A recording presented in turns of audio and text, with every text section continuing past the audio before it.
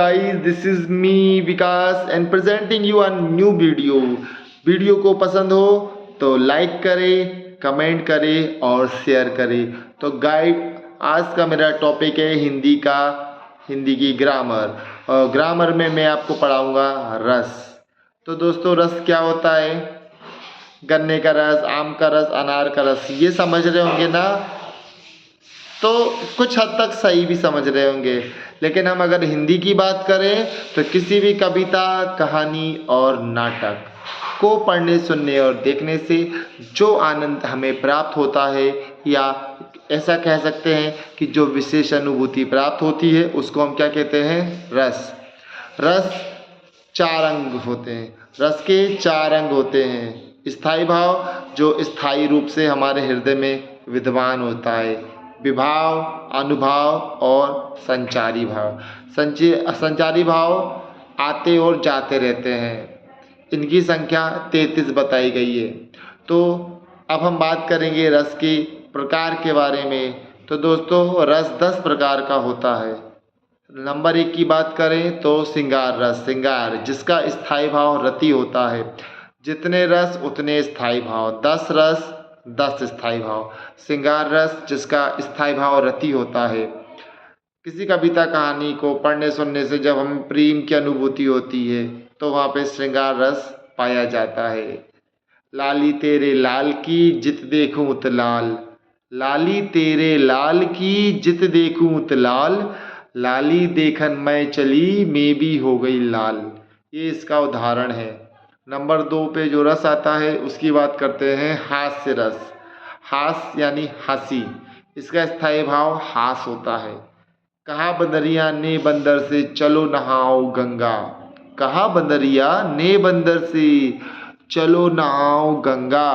बच्चों को छोड़ो घर में होने दो हुड़दंगा। इसका उदाहरण है। तो हम तीसरे रस पे आते हैं, करुण रस। और करुण का स्थायी भाव होता है शौक। इसका एग्जाम्पल है, राम के रूप अभी तो मुकुट बंधाता माथे। अभी तो मुकुट बंधाता माथे, हुए कल हल्दी में हाथ। खुले बिना थे लाज के बोल, चुंबन हुए शून्य कपोल।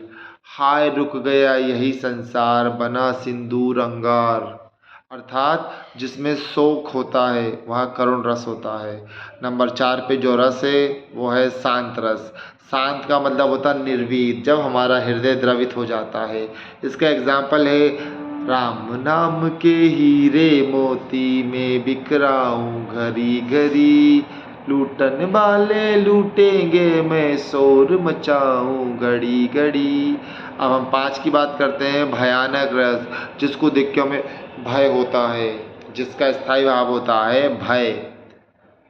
भयानक रस में, भागो बच्चों भागो, काली रात दिया सलाई। भागो बच्चों भागो, भूतनी आई भूतनी आई। जहाँ पे हमें डर लगता है।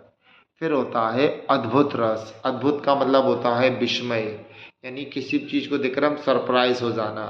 जैसे बिनु पद चले सुने बिनु काना। बिनु पद चले सुने बिनु काना। कर बिनु करे करम विधि नाना। आनंद रहित सकल रस भोगी। बिन बाड़ी बक्ता बड़ जोगी, यानी चिट्ठी। अद्भुत रस का उदाहरण है। अब इसके बाद बात करते हैं विभत्स रस की। विभत्स यानी घृणा। जब भी किसी भी चीज़ को देखकर आपको घृणा आती है, जुगुप्सा होती है, वह विभत्स रस होता है। अब हम बात करते हैं वीर रस। वीर यानी बहादुरता, जिसका स्थायी भाव होता उत्साह। बुंदेले हर बोलों के मुँह, हमने सुनी कहानी थी। खूब लड़ी मर्दानी, वो तो झांसी वाली रानी थी। और अंत में हम बात करते हैं वात्सल्य रस की।